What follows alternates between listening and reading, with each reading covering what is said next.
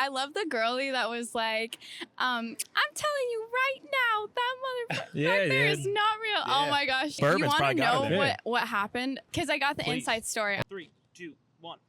Welcome back to another episode of Men at Work podcast. We're at a farmer's market down by South Street in Philadelphia, Pennsylvania. I'm Kyle Pagan. As always, I'm joined by Matt Peoples. We're back after taking a week off for the 4th of July holiday. I just want to say thank you to the blue collar babies. Oh, man, dude, man, you built that up over the last week. I like that. Oh, my God, I've been working on the pipes. What you got for the white collar criminals? You skipped one of our baby boys. And the middle class. I was going back to the middle class. Mommies. Brother. We got Vito behind the camera on the 1s and 2s. Go check that kid out over there. A little hungover, celebrating his birthday on Monday. So throw some happy birthday Cheeto in the comments for us if you're watching on YouTube. Speaking of fans, I met a fan over the weekend, over the 4th of July holiday. Yeah, did you really? They're real. Oh my God, our boys are out there. Our boys and girls, of course. Wow, I walk into the old bathroom. He's at the urinal. Spots me immediately. Yeah. Goes, Pig, and how are you, man? Men at work, men at pod. I'm like, oh, hey, man, how are you? You know, I was all jazzed out because I was like, dude, one of the first guys I ever met. So now we're in this kind of awkward, like, standoff. He finishes up a little bit. I'm about to go walk. He goes in for the high five, the dap up. Yeah. And this guy's hands just got off his dick. Which, cool.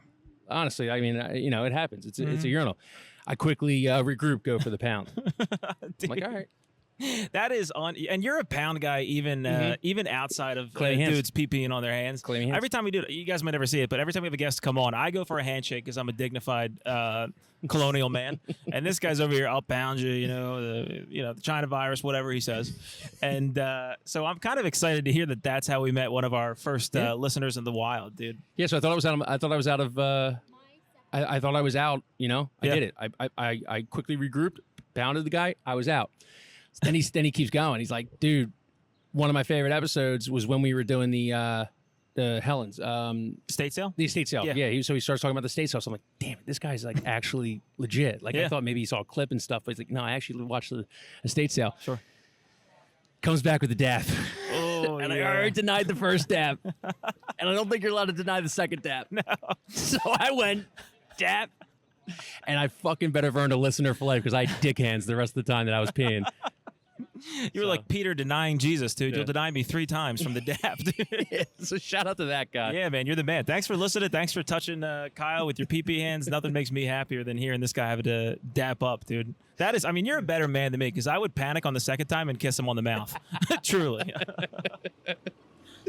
Yeah, but that's what I love. I love that we're meeting people out there and stuff. Yeah, you guys are enjoying the podcast. We really appreciate it. If you do like this podcast, you want some more bonus content, go to patreon.com, Men at Work Pod. If you want us to ever join you at your sales office or somewhere else, maybe a convention you're throwing, email us at menatpodcast@gmail.com.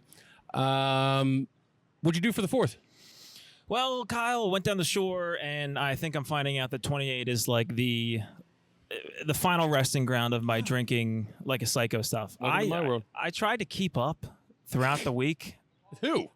With myself. You know how you said on our last episode that you're trying to impress yourself? Yeah. I'm trying to do that to my 21-year-old drinking self, where I'm like, remember, I could do this too. And he's looking at me like, you little... Like a 33-year-old running back who still thinks he has a second win. Yeah, dude, just take me out back and shoot me in the head.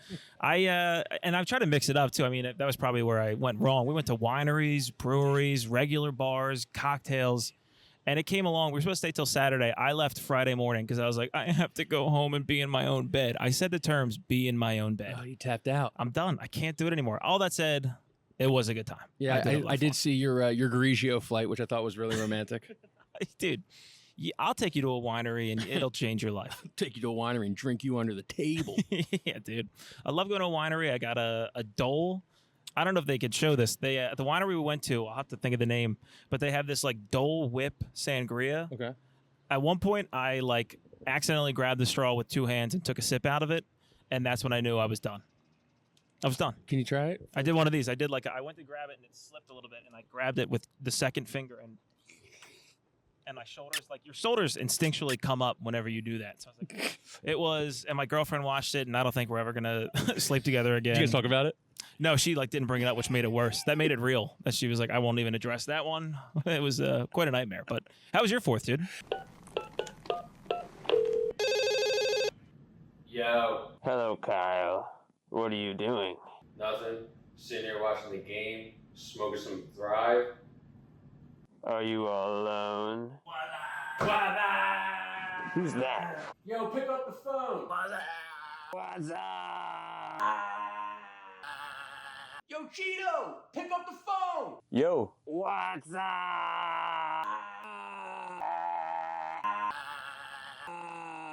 What you doing, son? Nothing. Just chilling. Killing. True.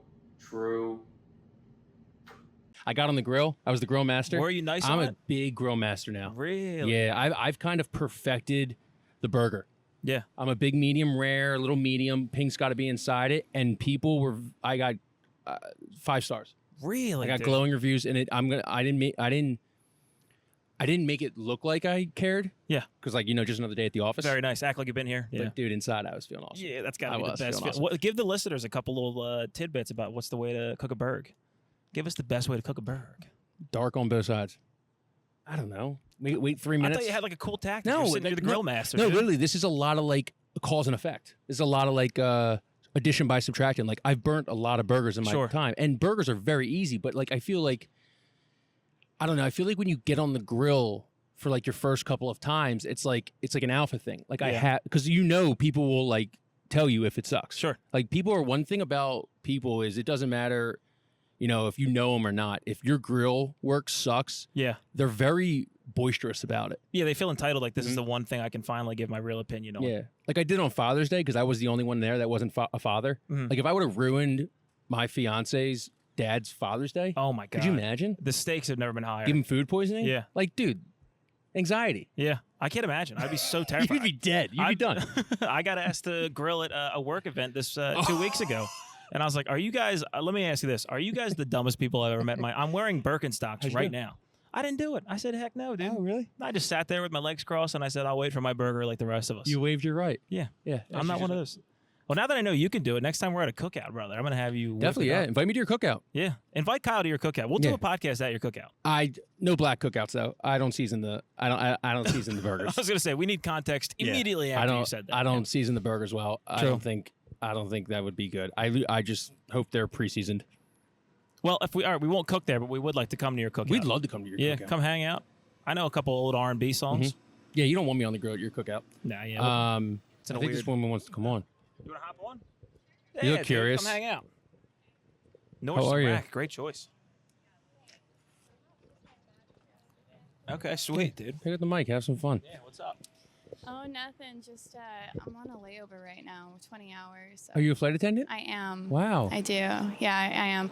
I thought it'd be nice to kind of wake up, see what's going on around. So I saw that there was a farmer's market, and it gets pretty busy over here. So I was like, okay, let's see. Where are you from? From Albuquerque, New Mexico. They don't have farmers markets over there? Huh? They don't have farmers markets over there? Well, they do, but it's nice to see what local farmers markets have to offer. Yeah. I think that you meet a lot of cool people, and I like talking to people. I think that a lot of individuals have good advice to offer. Sure. Yeah. So how long are you in Philly for? I'm in Philly for another. Let's see what time it is. It is 12:33. I have to be downstairs in my van at 2:30. Got it. So, oh my God, you're on borrowed time here, dude. You're not anxious at all? That's a quick. No, not at all. Yeah. Wow, You good for got you. 2 more hours. Yeah, I do have 2 more hours. It's honestly, I got my time down to a T. Yeah. And I already got ready for my trip. Got it. So we're good to go. But I'm Your trip being your job. Yeah, my trip. But back to my job. Well, yeah. Are you going back to work, or are you just being like, hey, they got to fly you back? No, they're going to fly me back to base. So yesterday we went from Miami to Dallas, and then Dallas to Philly, layover Philly for 12 hours. And then we go back to Miami, Florida. That's where I'm based at. So it's a really big difference. Whenever I started with the airline, I'm 22 now. I started at the airline at 20. So I was pretty much the youngest one in my class. And they asked me why I wanted to be a flight attendant. I was like, honestly, I just need a 180. Where were you running from? Not on the plane though. You want 180 in life. 180 in life, and this job has brought me that 180 that I needed, definitely, because it taught me how big the world is, but small. Like it's so weird. I love my job so much and what it's taught me, and honestly the patience that I've gained from it, because we all see nowadays that like there's so much like crazy people on the plane, but it's honestly magnified, like the negativity. But really there are more positive things that happen on the airline or on the aircraft than what the media actually shows us. Like, yes, how do you mean? Taking off and landing. Those are pretty positive. It's pretty nice. I do appreciate the landing part. It's pretty sick. Yeah. Well, whenever we have a bad landing, we're always like, that was definitely an arrival. Landing is really nice and smooth, which we joke about. But Got it. yeah, definitely. What are some of the positive things that the mainstream media, fake news, isn't telling us? Yeah, what's going on there? Like, I feel so bad. I love the girlie that was like, I'm telling you right now, that motherfucker back there is not real. Yeah. Oh my gosh, like that. And there was like these guys in Charlotte that was like, do it for the girls, Shelby and Dolly, you know, which we make memes about like us flight attendants. So don't blow it up or anything. But but like, let it rip. But I don't know. Those are just like some of the negatives that like happen. And then obviously like you have people that are anxious about flying and then they get anxiety about flying and then they end up like freaking out on the plane. And then people only capture like this small part of like the situation. And then they just get these people that freak out, they get negativity and they get hate. But it's honestly like, I just feel bad for people because whenever you're traveling, you just have anxiety as it is. Yeah. You know, and you guys as flight attendants should be allowed to give out Xanax. You should have some kind of medical license. Just dole a couple out if you see a couple rowdy passengers. Like, you know how like you're allowed to like do whatever you want in international waters? Like you should be able to do whatever you want at 30,000 feet in the air. Why not? Like you should be having an open drug market. The way that I look at it is whenever you're up in the air, you're just like your own little country, you know? Yeah, 100%. Like, you know what? Here's vodka for you and for you, and here's a bourbon for you. Yeah, dude. And you know what people don't realize is whenever you're up at like 38,000 feet, your blood to oxygen ratio is totally off. So like they're taking shots like nobody's business. Oh, yeah. But then I look back 10 minutes later and they are absolutely, can we cuss on this podcast? I'm like, they are fucked up. Right. They're just like looking at like the cabin, like, I don't know, they're seeing Jesus. I'm like, you're not seeing Jesus. You're fucked up right now. That was that woman. That woman was seeing something that wasn't supposed to be on that plane. No, True, you want to know what happened? Actually, well, do you know the inside story? Because I got the inside story. I listened. Break some news. Yeah. So I guess that the guy that was sitting next to her was actually like taunting her, and he was like, I'm not real. This is all fake. And he had like some satanic shit on his arms, right? Oh, wow. So I think, and from what I read, she's a pretty like Christian woman, so she totally freaked out. And and he's the one who is antagonizing her. But I mean, you had to be there. Do we know whatever happened with him? Did anybody go after him or nothing? He went on to I think they were going to Orlando. They're inbound to Orlando, and he lived the rest of his life happily ever after. Oh my! But you know why? You know what's kind of pisses me off as a flight attendant is that, I mean, just a situation like looking at it like from like afar, not at a magnifying glass. If somebody says that plane's not going to make it to his destination, which I don't know if you saw the video, but in the video, she's like, this plane's not going to make it. You know, she says that. I don't think that the plane should go at all. Personally. If somebody claims that the plane's not going to make it somewhere, you should not let that plane go. They should deplane everybody and get a new aircraft, and that aircraft should be swapped just swept. Yeah. Wait, if a passenger says, I don't think this plane's going to make it, is that what you're saying? You're saying if she says, because in the video she says this plane is not going to make it. Now I don't disagree with you. If she says that, I would as a definitely, passenger and a flight attendant, sure. I would be like, get me the fuck off of this plane now. But now you got to think about it.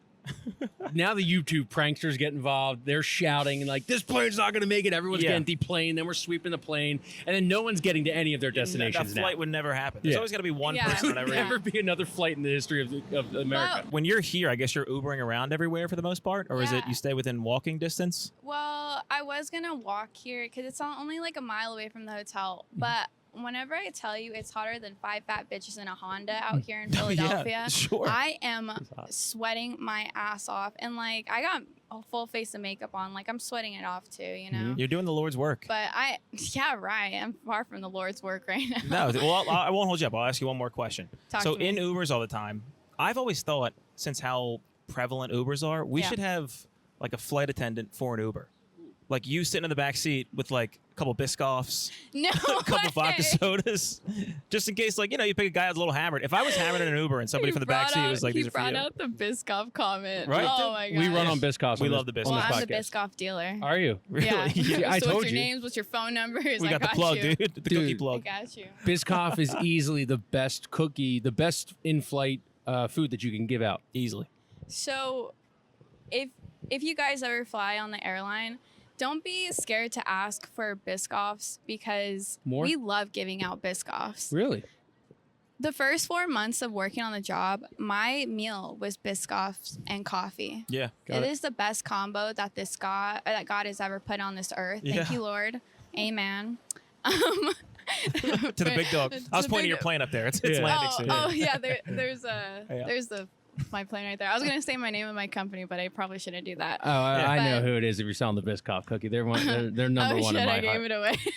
Damn it. Yeah. No, but they're taking away the Biscoff cookie in a lot of the they're airlines. not. Yes, they are. In a lot of the airlines, they are. There's only one prominent airline that does the Biscoff cookies regularly. Who? I think it used to be Delta, or it is Delta. Is it? I think it's Delta. I think American used to be big on the Biscoff, but I think they've recently taken away. Southwest used to be big on the Biscoff, but now they do the pretzels, which are actually not that bad. The flavor, the flavor is pretty good on the pretzels and stuff. But I prefer the Biscoff cookie. If we say that we only have pretzels, that's a lie. Okay. We definitely have Biscoffs in the back somewhere. Tell us some more secrets in the airline industry up top for 38,000 feet in the air.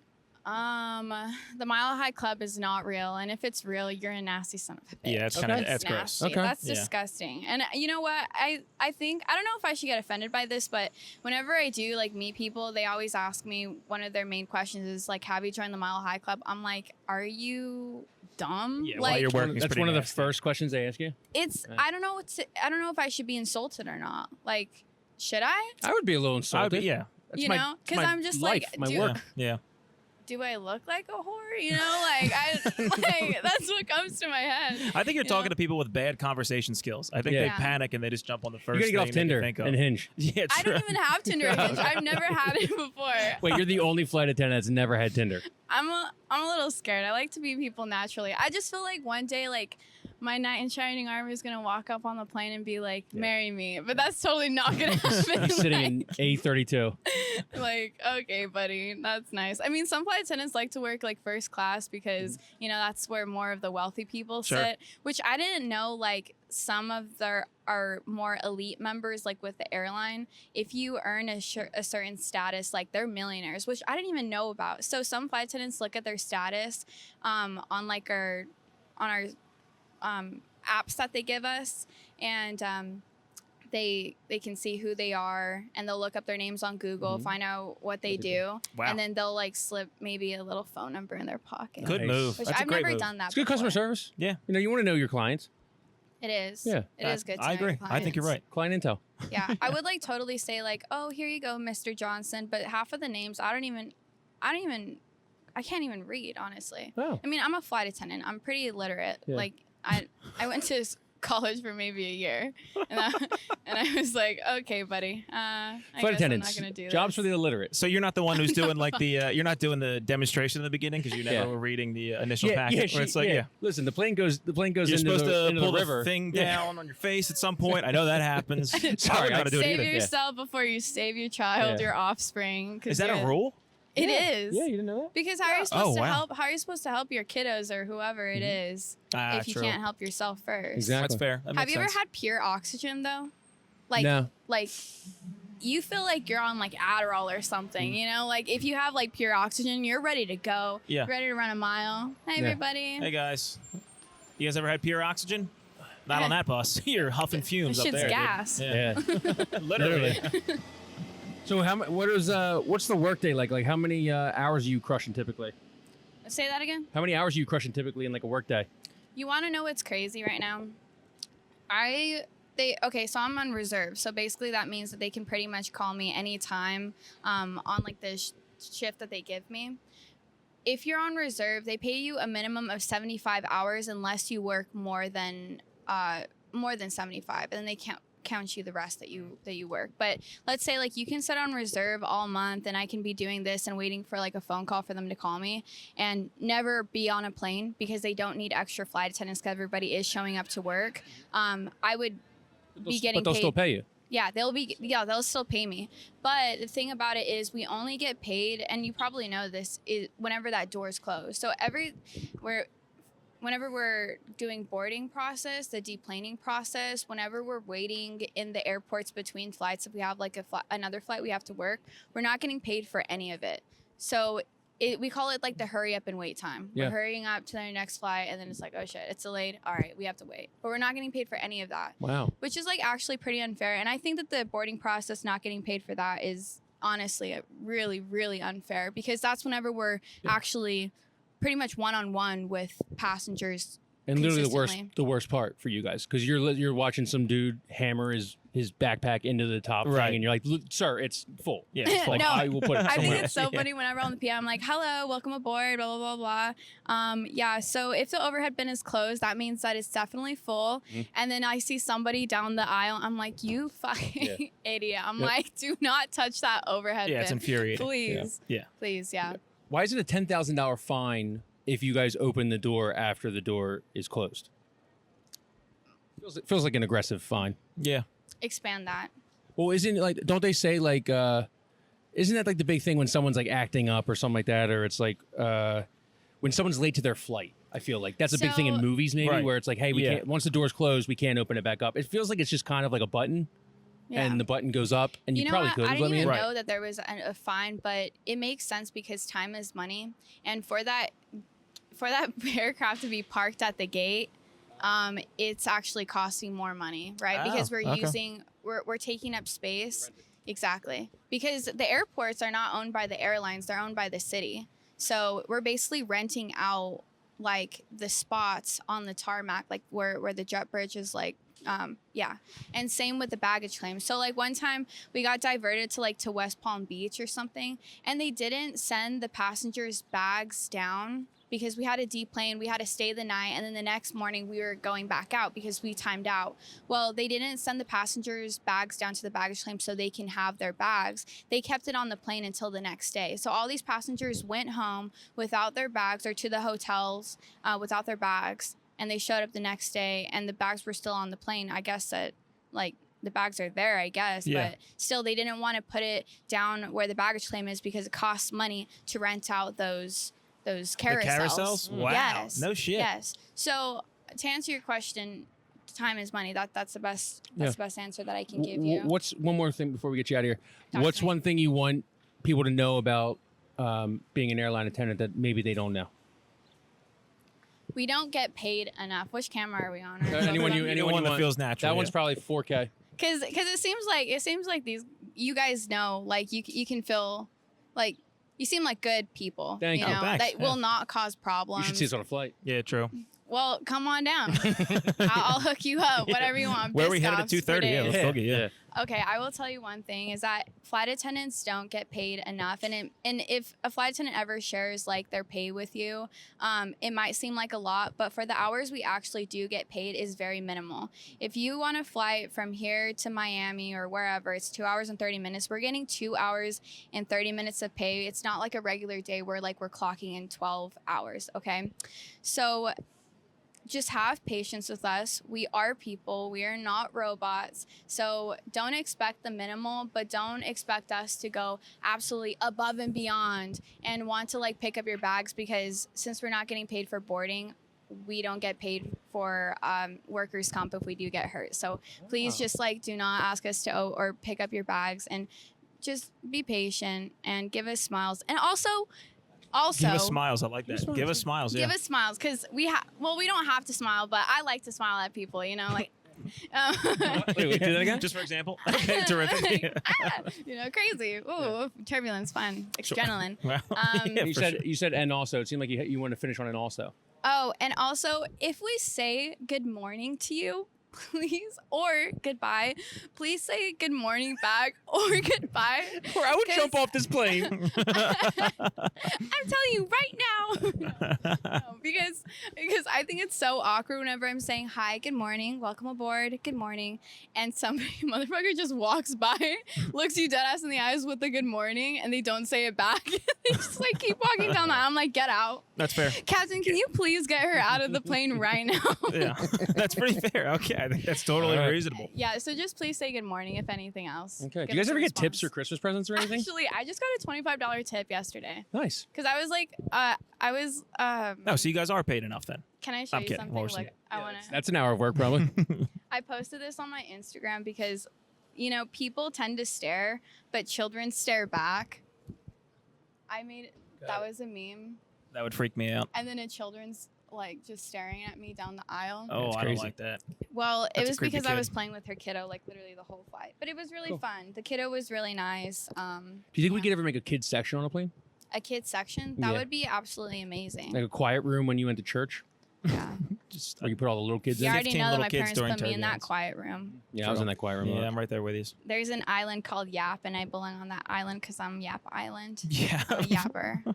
Yeah, maybe they made me a flight attendant because I can talk to a wall practically. It's probably for the best. Yeah, worthwhile skill. Yeah. Probably for the best. And you can just find podcasts in random Philadelphia where you have layovers. That's pretty awesome, honestly. We had a flight attendant on a little while ago, and Not as fun as you are. that guy, with all due respect, stunk out loud. Every question would be like, "So what's the craziest thing you ever seen on a flight?" And he was like, "One time a guy pooped." Like that was the best we would get. The craziest thing I've ever seen is a nice, dead dude. body. Proceed? Okay, let me look at the time. Okay, I got time. Okay. So we had this individual. We're gonna call her Miss Judith, okay? Because she R.I.P. was old.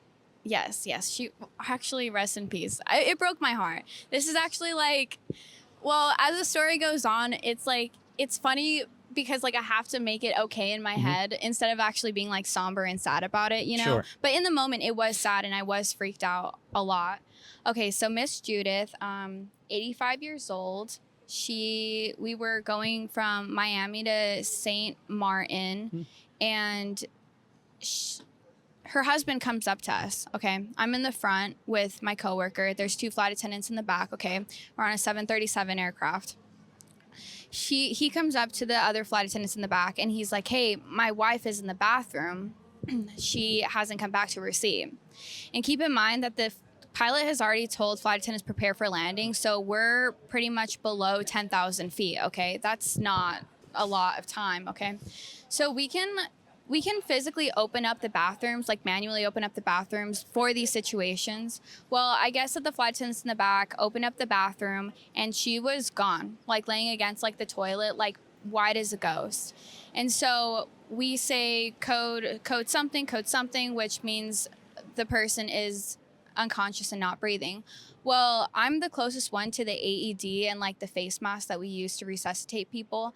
I run. I mean, I'm talking like linebacker. Wait, what is the person that runs fast on the football field? Wide receiver, running back, Streaker. safety. I'm the streaker. You fucker. I knew exactly where you're going with this. Okay, I streaker right back to the back of the plane, and these guys are staring at her like jaw drops open. Okay, I hand the stuff to them. I get in the lavatory. I pick her up. I didn't know that I was actually this strong. I pick her up. Poor thing, she was indecent, and I put her down in the aisle, and we start chest compressions and all that stuff. She actually comes back. Whoa! Oh wow. She was dead, Miss Judith. Holy shit! And whenever I tell you, it was so odd to see somebody so pale and then come back and she gets pink in the face again and her eyes open. It was the best feeling I've ever experienced before. She lived. Now, did you do the CPR? I did not You do did the mouth to mouth? CPR. Did you talk to the person who did the mouth to mouth? What did it smell like? Cotton balls? We weren't. Were those We're original? supposed to do mouth to mouth, but we. Okay, I didn't realize what you were saying. That's fucked up. I always want to know what an old person's breath smells like when you have to do CPR. I think they tell you pretty regularly. They'll come up and talk pretty closely. But Sorry. Oh my gosh, that's so bad. No, it's true. I mean, it's It's true. Facts. A lot of old people's breath smells like shit. And by the way, that should go on your guys' resume of like, we can resurrect people on the plane. Sure. I can resurrect people on the plane. That's unbelievable. I'm pretty sure St. Martin also has a oddly large voodoo population down there too. So Are you serious? She might have just been like a. I thought that was only New Orleans. True. Somebody put a couple safety pins. A couple safety pins in her, and then took them out just in time for whoever gave her mouth to mouth. That's unbelievable. So do you guys have to land as soon as you said you gave a code specifically for somebody that's like unresponsive? Do you have to land as soon as you give that code? Yeah. So as soon as we give that code, the lead flight attendant is the person that is going to stay up front. The lead flight attendant should not leave their galley because they're the person that's protecting the flight deck if anybody tries to breach the flight deck, right? So the number one will communicate with the captain basically what's going on, and we have like different roles. So we have like a runner, which is the person. I was the runner, clearly the streaker. Yeah. Maybe it's not the runner, maybe it's just the streaker. We call the person the streaker. I like that. The streaker that goes to the back. We have a person that actually finds the individual, and then we have like an assist, basically. Okay. So and that makes like the team. So do you get a Congressional Medal of Freedom? Do you get a Purple Heart? Like what happens when you save someone in the air? Yeah, you guys should get like something for that. Like a nice. I wish honor I was gonna say that. I'm like, I wish that we could have gotten a raise. Yeah. But no, actually. But the captain was so like he was being such a dick about this whole entire situation, because I go up to him and after the flight's done, and keep in mind whenever we open up the door, it's like this like wall of humidity in St. Martin. So I go into the flight deck, which is really nice. It's like an ice box up there. They keep it real cool. Yeah. And I sit down and I'm just like kind of taking a load off after like the event that just happened, and the captain's like, I'm so sick and tired of these emergencies, and I'm just like, you're sick and tired of people dying on the plane? I'm like, maybe he had a clean record. I'm and like, you want to see his record expunged. I'm like, sir, let's have some like good condolences here, or I don't know. Good let's have Lord, a heart. yeah. Isn't St. Martin one of the hardest airports to land to because it's very small? Actually, yeah. It's right. It goes right over a beach. Yeah, you Are you know a pilot so in much it? about this. Nah, You do have pilot face, dude. You do have big time No, pilot face. you have like the pilot hair. It's like the touch of gray. Yeah. Ooh. Thank you. Appreciate it. Yeah. I mean, With the Gingy right next to you. the Gingy. How do you feel about like the stereotype of Gingys? Have Feel no souls? pretty good. What's the stereotype? Cool guys that are No, tall I'm and not handsome? gonna say it. If you know, you What's know. what's the stereotype? Actually, I don't know this either. Yeah, I what wanna are know. they? I'm so curious to hear about the Like stereotypes. I've heard people say that Gingys have no soul. There's rumors that swirl. I don't know. I went to Catholic school my entire life, and I tried to get one, and I don't know if I ended up with one. Dude's got no original sin. No original sin. Yeah, no. You made your confirmation and everything. That's exactly right. They let him. Yeah, dude. Eucharist, confirmation, the other stuff. Yeah. We actually have we have two gingers on the pod. We go right there. I did see that. He's an Italian ginger, though. He doesn't really count. Just surrounded by a bunch of people with no souls. Yeah, dude. Yep. It's gingeroni. Yeah. Actually, the funny I thing just is want to know where it comes from. Like, where South does Park. this? Or no, that Being ginger or the stereotype? it was that one YouTube video. But actually, like South Park Stereotype. actually ruined like everybody on this pod's life because we have two gingers with no souls, and my name's Kyle, and everyone just goes Yeah, we're screwed, so, like, dude. we've been ruined by. We can't get anything done. It's By I didn't even unbelievable. get Train your guys' Matt. names. What's your name? Okay, Kyle, Matt. Matt, Kyle and Matt, Ashley. Ashley. Yeah, Ashley. Shout out to you. Yeah. Ashley. Man, I could have made up like I could have said that my name was Shalonda. Sure. Yeah, whatever you want. I mean, you want to redo it. We get Yeah, the power yeah. of editing. You could be whoever you want on this Ready? pod. Reverse. What's your name? Sharkeisha. Sharkeisha, no! Wow, what a throwback. Yeah. Dude. Do you know that? This girl will never leave. She's gonna miss her. This She's is gonna miss her great, flight. dude. Just hang out. Let me see. No, I'm doing okay. This is actually really fun. Have We're you naturals. seen have you You're Yeah, I guess we are kind of naturals. Just complimenting ourselves. Yeah. have you seen the Put It in Reverse, Terry? Of course. Video? Yeah. Am I American? Are you? Yeah, baby. Oh, you're right. That's right. That's right. Damn right, America. Fuck yeah. Na, na, na, na, na, na, na, na. Okay. This is a fever dream, dude. Yeah, dude. These last 10. What's the best city to lay over? I love San Diego. Oh, okay. Yeah. I love San Diego. They're like everybody is so genuine out there from what I've experienced in my opinion. And honestly, like there's like countless things to do. Like you can go and do dune buggies, you can go snowboarding. From what I've heard from I don't know, okay, maybe not. I don't think those two things have Yeah. ever coincided. Maybe in I just single had a place. dream about somebody telling me I She's could do actually that. never been to San Diego. It's not a real place. What yet. other than San Diego, like places you've actually been on a layover, is your favorite? I love going to Nashville, Sure. Okay, 22-year-old in Nashville. Yeah, Yeah, it makes I complete don't blame sense. you. Where are you originally from? New Mexico, Yeah. Yes. Nuevo Mexico, Albuquerque. I don't speak Spanish though. Really? Kind of. That was all Spanish. I don't know if you know this. Did Breaking Bad change New Mexico? That's a good question. That is a great question. Yeah, it did. There's like, well, I don't know. I guess that it's a yes, no. There's a lot of like tour bus that, go around the neighborhoods from where I am, because I'm like a block away from the actual house that's in Breaking Bad. Oh, wow. I've never watched Breaking Bad because I refuse to, being a local of New Mexico. Why not? But I don't know. I'm just kind of weird like that, you know. I had that with Jersey Shore. I hear you. I refuse to watch that show. You live in New Jersey. Laurel. New Jersey. But you get it, right? Just because it was in New Jersey. The Gingy gets it. They're putting smut. Well, that's hurtful, but I hear you. I hear where you're coming from, Sister Sledge. But yeah, I mean, I couldn't watch Always Sunny because it was just you should derogatory towards my people. What are you guys talking about? Yeah, look, dude, you wouldn't get it, man. Just you can't watch your local area be put to darn smut on TV. That's what we're saying. That's all. Yeah, but it did change. It did change Albuquerque. Got it. For the better? Well, I guess so. Actually, it did bring a lot of tourists in, which is nice because obviously the state's making more money. So I guess if you look at it in the long run, chronically, not acutely, more chronically. Sure. Right. Yep. From macro, not a micro lens. Yeah, macro, not micro. Cool. Protein. Well, I hate to kick you off, but we do have to interview other people. It can't just be an hour review. That's I apologize. totally fine. It was great, though. Maybe you can get this old man over here to talk about. Yeah, if you want to go recruit people for us. Yeah. You want to hop on the mic? We just ask people what they do for a living. That guy seemed way more interesting than me. No, this was a lot of fun. Yeah. No, this was a lot of fun. I think you hit it out of the park. This was a great, good luck. Great Really? time. Yeah, absolutely. It felt like it was like topics that just like never got an ending to them, which is what I do. It's a podcast about nothing. Yeah. You just keep them wondering. Our listeners just turn their brains off and they listen. It's great. Yeah. It's honestly exactly how a podcast should be. Thank you so much for having me. It was an absolute honor, and you guys should get a medal. Wow. Okay, Yeah, I appreciate it. Cool. All right. If you want to send some Biscoff cookies, you can talk to Vito. Yeah. Yeah. Come and get your cookies at Shalanda's Cookie House. Sharkeisha. I mean, Sharkeisha's. All right, guys. See you later. Yeah, thank you so much. Good luck. So you came back from New Jersey, as we were talking about. Have people become worse drivers? Oh my God. This is the talking point of the pod. I've been talking to my girlfriend about this. I can't believe what I'm seeing on the road now. Okay. All right. I didn't know if I was the only one. I almost died the other day. Legit almost died. Some dude. What happened? Some dude in a Nissan Altima. Of course, it's a Nissan Altima. I've never seen someone swerve lanes. Yeah. Like this guy swerved lanes. He literally I was probably right here. I'm trying to do this as best I can for the cameras. And then the car next to me, I was on 76. It was right here. He literally took probably a 6-inch gap between us and got in. Car in front of me swerves out of that way. You ever seen like when like the Kia boys, they like steal the cars and they run down the side? Like that dude was like swerving the car back and forth, back and forth.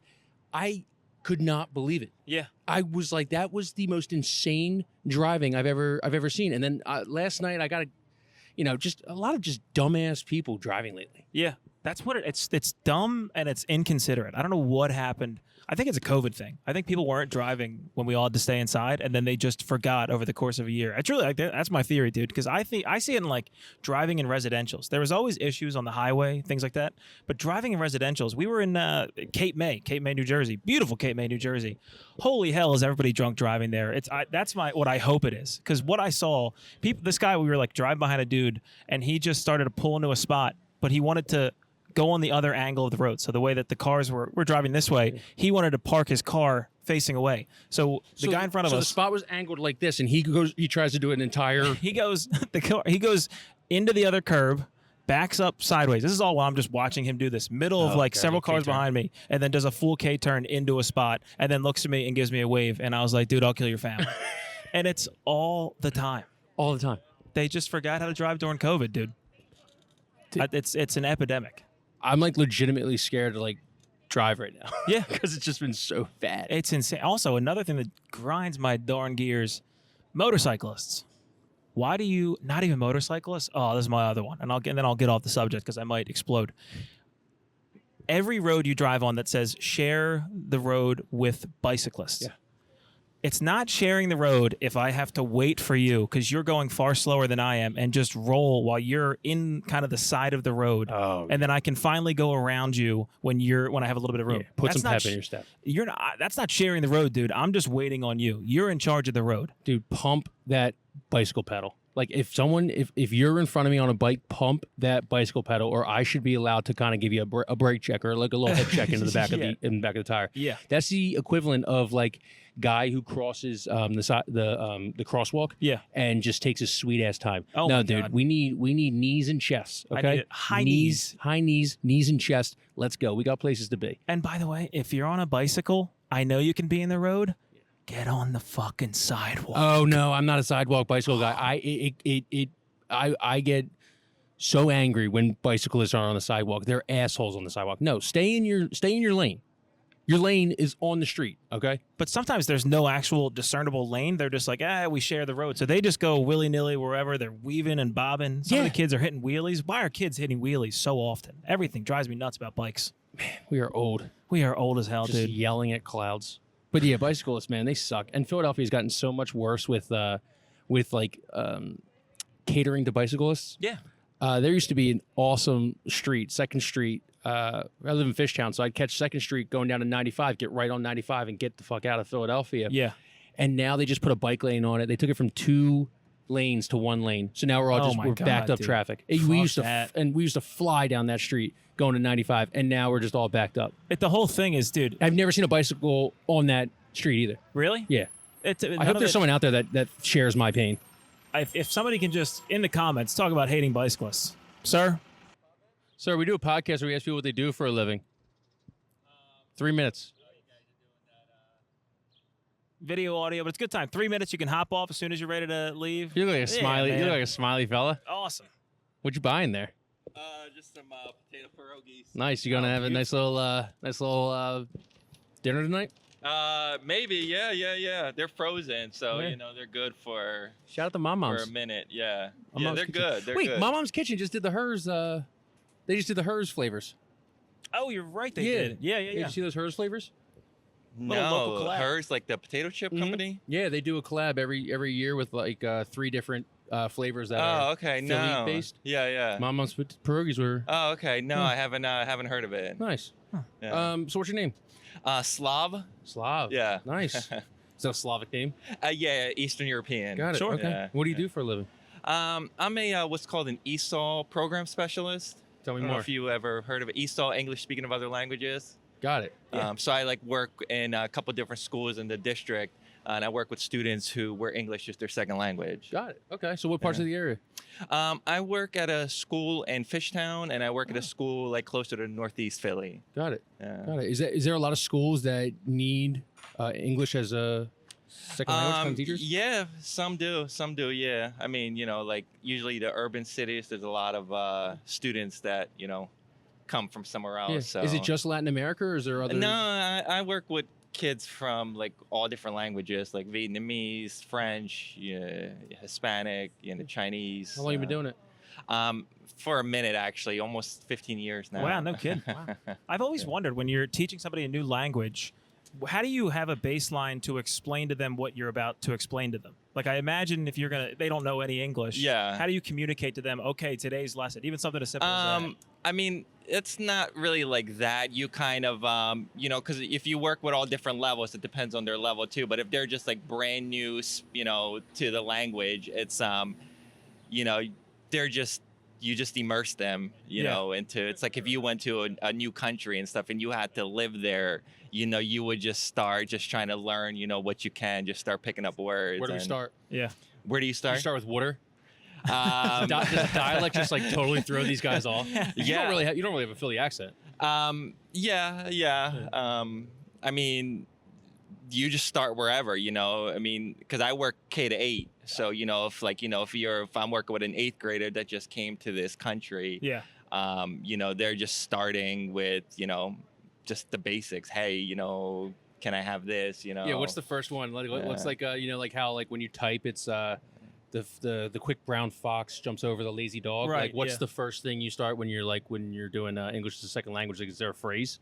No. It's just you're not, because I'm not like I'm not like an English teacher, so it's not like they have like, believe it or not, like in Philadelphia school district, they're not like having like if an 8th grader is coming in, they're not having like English lessons, because you can't just like, there's just not enough time to do that. Like my job is to make sure, they're getting like support and they feel like they have somebody on their side to like kind of help them, because it's super difficult. They're going to be, struggling, but at least, they just know like my job is to just make sure that there's somebody on their side to like help them, whatever they may need, like get resources for them and like and things like that, help teachers out, make sure they have the resources. But it's immersion. That's really what it comes down to. Sure.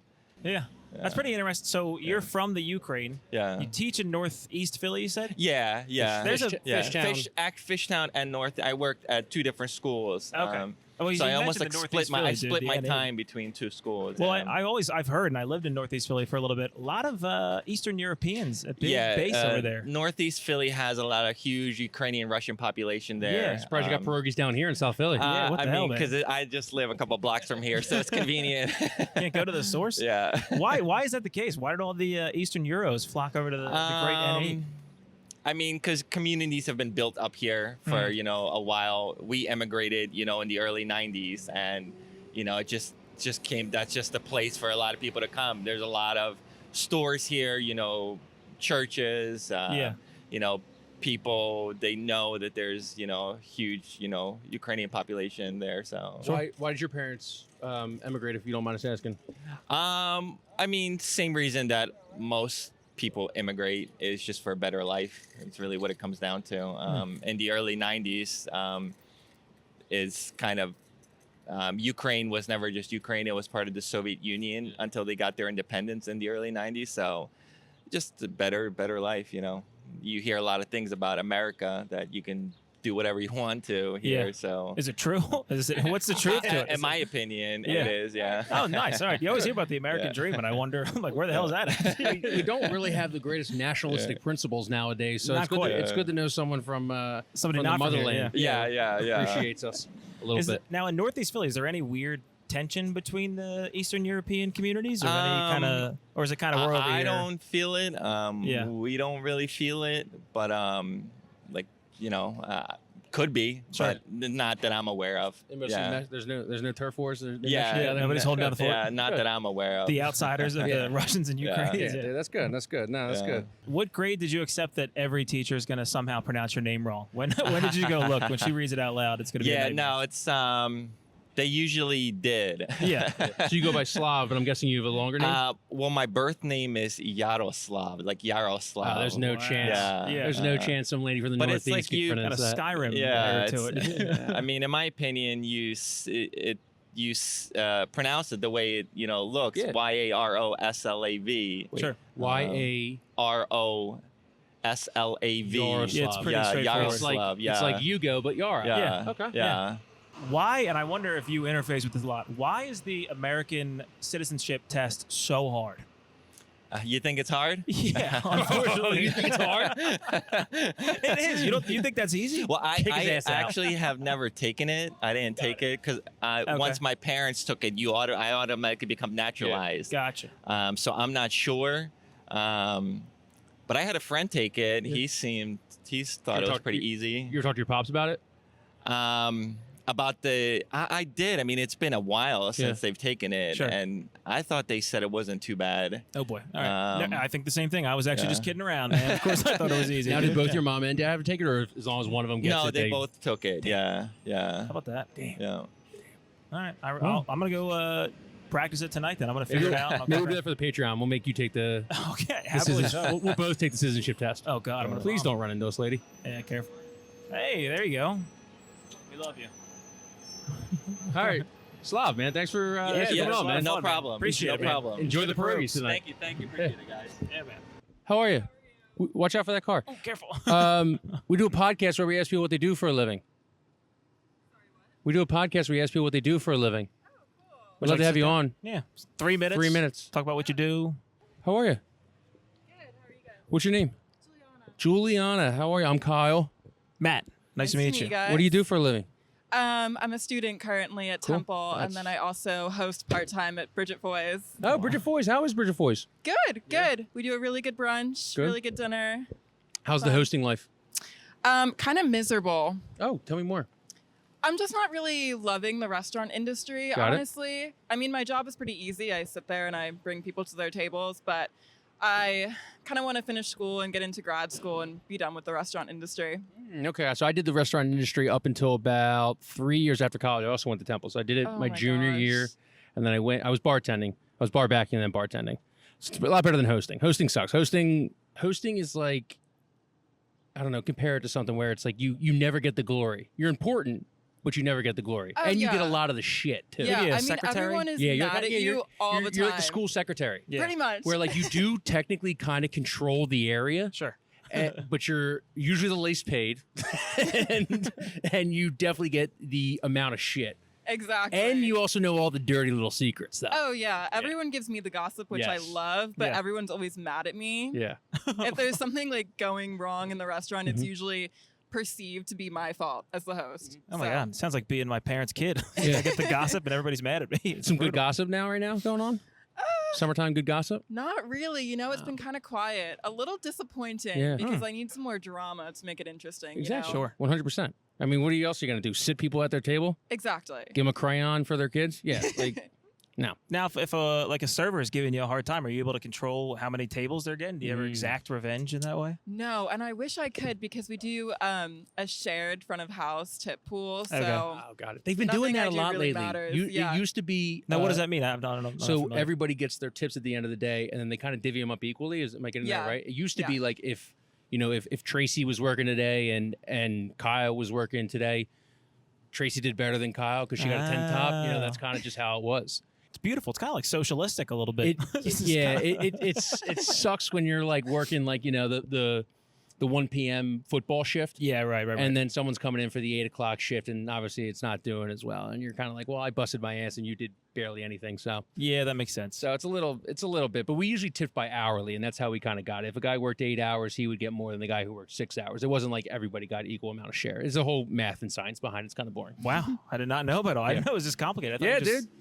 Give people rum and cokes and cheeseburgers. That's pretty sick, dude. So what's the hosting? What's the restaurant industry like? Is this your first job?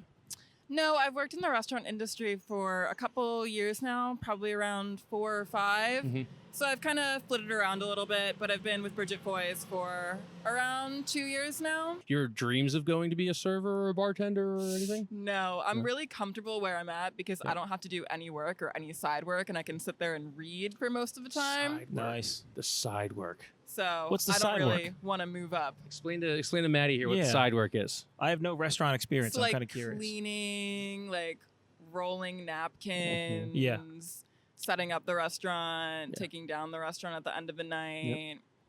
It's basically the final boss of getting out of there and getting on with your life. Okay. And it's always the worst thing. Fair. So sometimes you'll see some bartenders cleaning up maybe like an hour before, service is over, in case if the bar's a little dead. Yeah. That's because they want you the fuck out of there, and they want to get the fuck out of there too before it hits 2 a.m. Oh, I thought they were just making it more comfortable for me. I had no idea. I thought they were just being very nice. You were in the industry during the pandemic. Yeah. What's kind of changed since then? Um, Good or bad? Well, you don't have to wear masks anymore, which I kind of miss wearing the masks in an odd way. Why because so? when people do stupid things, I could kind of give them like a look and they wouldn't know. Right. Oh, okay. But now people can see my entire face, and I really have to control my facial expressions when I think someone's being an idiot. True. What's one thing that grinds your gears as a hostess? Oh my gosh, when people come in with their children and ask if they can have a table for like 3.5 people, like their 5-year-old child is half a person. Oh God. Are they doing it as a joke or they're being sincere? No, they're so serious. Sometimes people joke, but most of the time people will call or they'll come in and seriously ask for like 3.5 people, which is kind of whack. Yeah, that's kind of corny. Is your child not a full person to you? Yeah. That's insane. So that's what I'm big on, like no children at bars.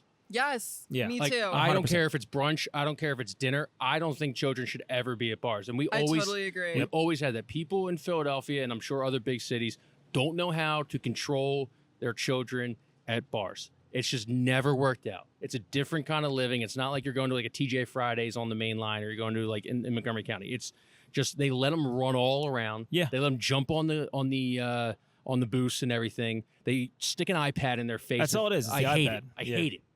I hate it. As a hostess, you should be allowed to have an kids iPad. are like running around the restaurant, like screaming, getting in the way of things. People who bring their kids to happy hour, crazy. Why? Yeah. Oh, I've had dudes who sat with the Bjorn, which I actually like this. Dudes sitting with their baby at the Bjorn, just crushing a couple. That does rule. Couple drinks. I'm okay with that. Once your kid can talk, not allowed at the bar. Yeah. That's good. I think that's a totally reasonable thing. Yeah. You should say like hi to the baby. If he says hi back, you'd be like, get out of here. Yeah, exactly. Yeah, like we get ID'd before we go into bars. Like say your ABCs. You say your ABCs. Oh, you're out. Bye bye. Sit up front. Your parents, get in here, dude. Yeah. I think as a host, you have a little more power than maybe we're leading on. You could just do some like subtle hints to get rid of the kids, where like you go, you two, and then him too. Like give little weird ways of pointing out the kid. Oh yeah. Yeah, you don't have to fully say you can't come in. Just be like, oh, if he wants, if you guys want to bring him in, whatever. That half thing. Yeah. Sorry. Totally Your reasonable. child has to be a full person to come to the bar. I like that. You should. No, No 100%. 3.5 situation in here. That's fair. 100%. I think you get like the measuring stick they have on like Wildwood rides, and be like, oh. Have customers gotten worse or better since the pandemic? I think honestly worse. I think people are a little bit more entitled. How? I don't know. It's What's interesting. there to be entitled I at think brunch? people were a little bit more nice before the pandemic, and now people kind of forgot how to act or forgot how to be like polite. So they're a little more demanding. Really? I think. Yeah. Ugh. It could go back to your point of we all got to wear masks for like 2 years, and we got to mouth "fuck you" to people underneath of a mask, and now we can't. So now we're just generally angrier. Our true colors are coming out. We don't have that outlet anymore. Maybe that could be part of it. I think we should bring them back. Yeah. Why not? Just mask everybody. Exactly. I just walk in with a Hannibal Lecter mask. Sorry. True. Yeah, we can get a little fun with it, dude. Is my right? A little Kakashi from Naruto action. Yeah, dude. I like that. All right, so people are more entitled, huh? Yeah. I can see that. Unfortunately. Yeah. And it probably is from COVID. I think that makes sense. I always wondered this. When we walk into a restaurant and we say, how long's the wait? How do you determine the wait? It really depends. It's mostly based on how slammed a server is and how slammed the different sections are, or if we actually have a table for the amount of people that you're looking for. But it's mostly we don't want to overwhelm our servers. We don't want to overbook the restaurant. So can kind of gauge a time limit based on where the other tables are at. But I guess so. It goes back to like, how do you even gauge that time limit? Is it like it's obviously it's a guess, but like what is that based off? Enjoy their dessert and like just sit around and chat for a little bit. True. Usually our restaurant we allot like a 1.5 hour time for you to enjoy your full meal, and we kind of estimate time limits based on where people are in the meal. If people are on entrees, we usually think that they're going to take like 30 to 45 more minutes, depending if they get desserts, drinks, whatever. Yeah. People are on desserts, usually like maybe 15 more minutes. So we kind of just look at it where someone is during the course of the meal. Okay, so you give the restaurant an ocular pat down. You understand who's on what. Wow. Yes. 2 top, 4 tops, or 6 tops? What is your favorite top? 2 top because it's the least amount of work for me. Got it. Sick. All right, we'll leave you on that. I found this out. My girlfriend, who's a bartender, told me that a lot of times when they depend on like how the POS system works, they'll just describe what you're like as a person at the bar to keep your tab. Yep. That is gingy. Horrifying every time. I'm sure. Gingy, hot, cool guy, funny guy. Muscles. That's sometimes though. I was a big numbers guy. So if we had 20 seats at the bar, we each had a 1, 2, 3, 4, 5, 6, up to 20. So you could count.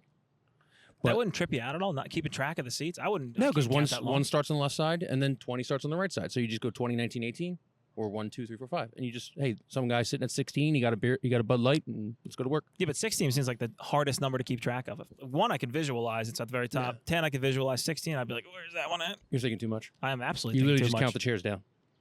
They should start putting the instead of like describing you, like get to know you as a person and then put the description. Be like, dude who clearly has an issue with his dad. No, you don't want that. You get in a lot of trouble. Someone then takes one the wrong way. I would get some mean ones. I would get some nasty ones. You get potentially on the spectrum, and then your night is just ruined. Yeah. Guy who thinks he's cuter than he is. Yeah. Loudmouth. Loudmouth, dude. I keep it quiet at a bar. Yeah. Hey, how are you? We do a podcast where we ask people what they do for a living. I only need 3 minutes of your time. Yeah. Nice and easy. It's a fun time. You guys can both come on. Yeah, there we go. Hey, let's go. Love your shirt, too. What's your name? I'm Dan. Dan? Amelia. Wow. Okay. Dan, what do you do for a living? I am a project manager for a commercial AV company. AV, as in like aviation or audiovisual? Audiovisual. Okay. What do you do for a living? I'm an account executive for an ed tech software company. What's that entail typically? I'm in sales. Sales. Yeah. How do you like that?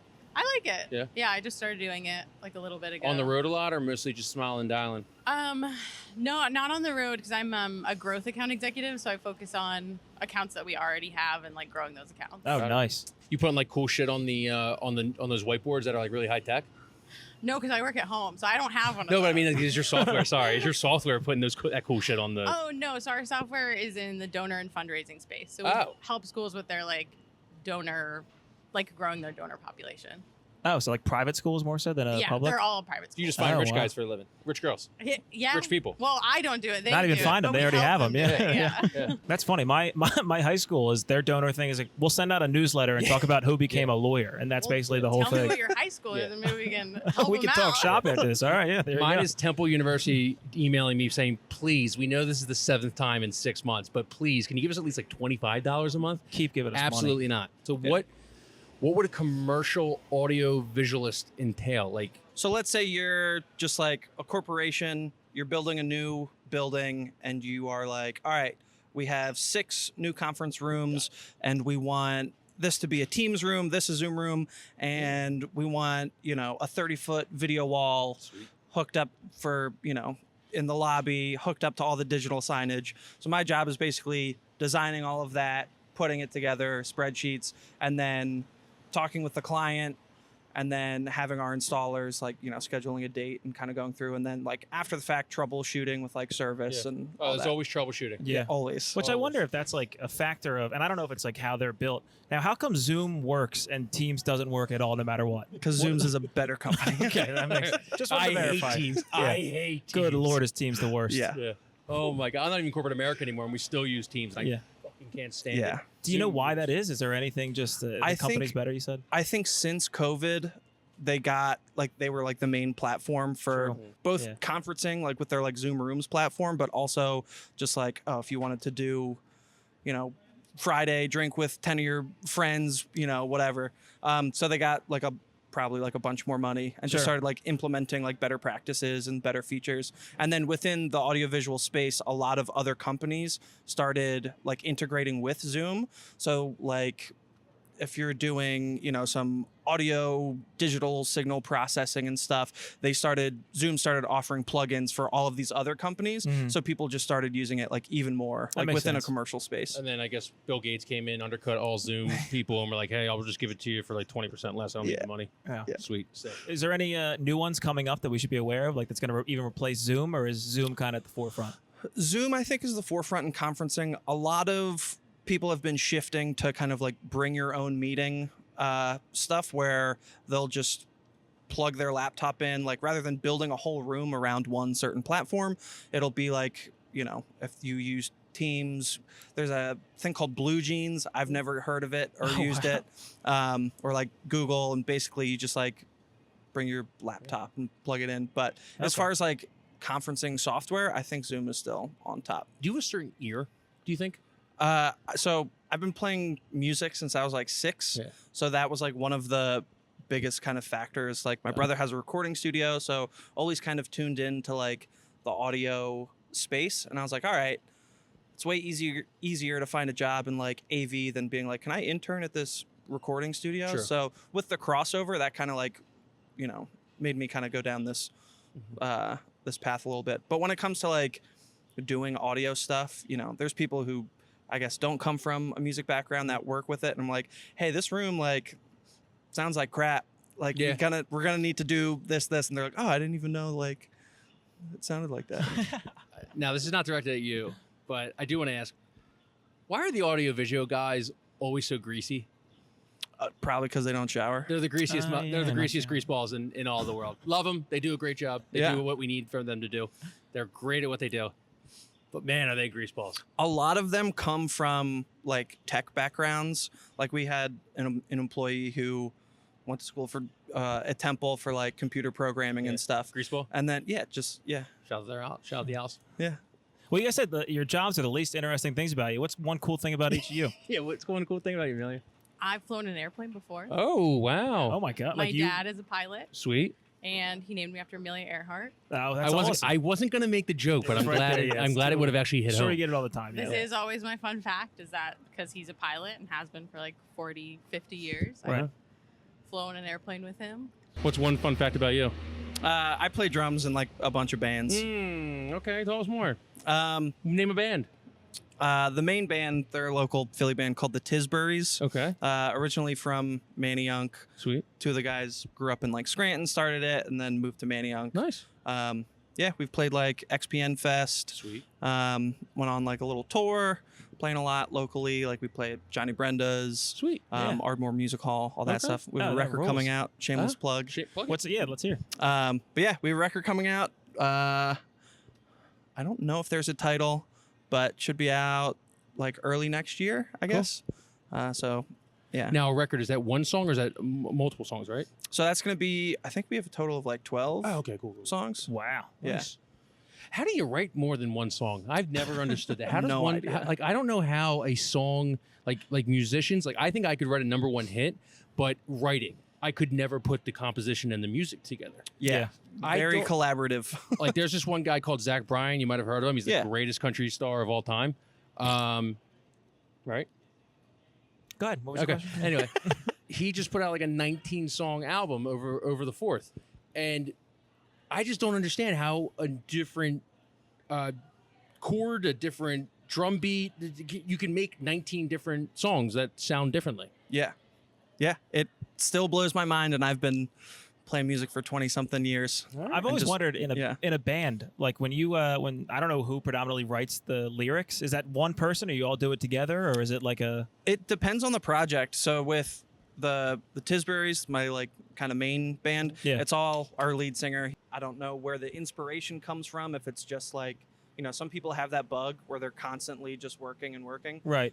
So he'll like, you know, basically just demo the songs. He's like a little home studio setup, mic, amp, little interface. So we'll kind of just record like really, really rough, you know, tracks of just like just tweak them. The song, the bones, and then, you know, we'll bring it to practice, or he'll send us like the audio file and be like, come up with ideas, and then we get into a room and kind of just go over it, and that's where like the like collaborative kind of creative thing kind of starts to happen. That's sick. And then when that happens, it's cool because it's like we all have like very different like influences, so we all put like our little own like, you know, unique influence thing on it, which like makes it sound pretty cool. Was Ringo underappreciated? Yes. Wow. Feels biased, but yes. When I just had this conversation recently, when I was a younger drummer, I was like, this guy sucks. Like, he's not even playing cool stuff. And then as I got older, I was like, oh, they didn't like record to like click tracks or anything. Like, he's like right on beat. But yeah, he's a killer. Wow. Okay. All right. Justice for Ringo. Yeah. All right. I think that's how we're going to finish this. Yeah, I think that's pretty fair. Amelia, thank you so much. Your name again? Dan. Okay. Amelia awesome. and Dan. Thank you so much for joining us. Shout out to the Tisburys. All right. I think we're going to wrap it up. The farmers market is dying. It is over. It is complete. It is shut. Finished. But thank you to everybody who stayed this long. Thank you to the blue collar babies and the white class criminals and the middle class mommies. We love you guys. Check out the Patreon, patreon.com/menatworkpod. We'll have something up there on Thursdays.